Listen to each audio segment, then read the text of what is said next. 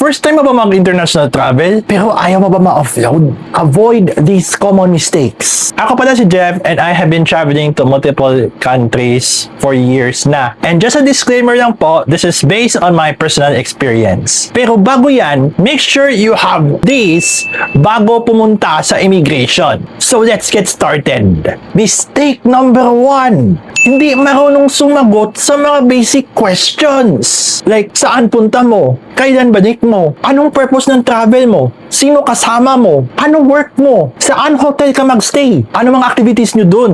Kapag nagpanik ka at hindi malinaw mga sagot mo, mataas ang chance na ma-offloaded ka as a first-time traveler. Mistake number 2, kulang ka sa documents. Nasaan yung return ticket mo? Proof of hotel booking mo? Itinerary mo? Nadala mo ba yung bank statement mo? May enough funds ka ba? Pag employee ka, nadala mo ba yung certificate of employment mo? At saka yung approved leave of absence mula sa employer mo? Pag may business ka, nadala mo ba yung business permit mo? At saka yung 3 months ITR mo? Pag self-employed or freelancer ka, may ipakita ka bang portfolio or samples ng mga online work mo? Pag student or unemployed ka, pero sponsored, nadala mo ba yung affidavit of support mo? Pag government employee ka, nadala mo ba yung travel authority mo? Pag hindi ka kompleto sa documents bilang first-time traveler, for sure, ma-offload ka. Mistake number 3, nagsisinungaling ka sa immigration officer. Like for example, dineclare mo na magpasyal ka lang, pero pag tinanong ka ng anong gagawin mo doon and then bigla ka nagsabi, maghahanap ako ng work. Kasama na yung kinakabahan ka.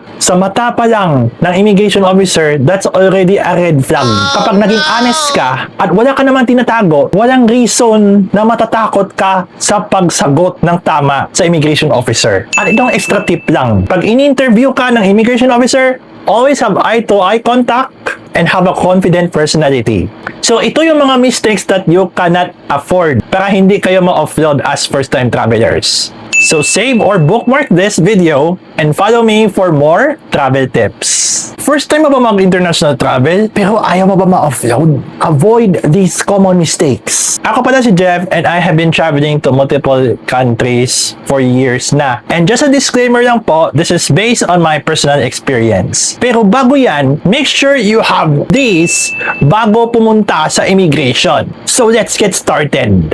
Mistake number 1. Hindi marunong sumagot sa mga basic questions. Like, saan punta mo? Kailan balik mo? Anong purpose ng travel mo? Sino kasama mo? Anong work mo? Saan hotel ka magstay? Ano mga activities nyo dun? Kapag nagpanik ka at hindi malinaw mga sagot mo, mataas ang chance na ma-offloaded ka as a first-time traveler. Mistake number 2,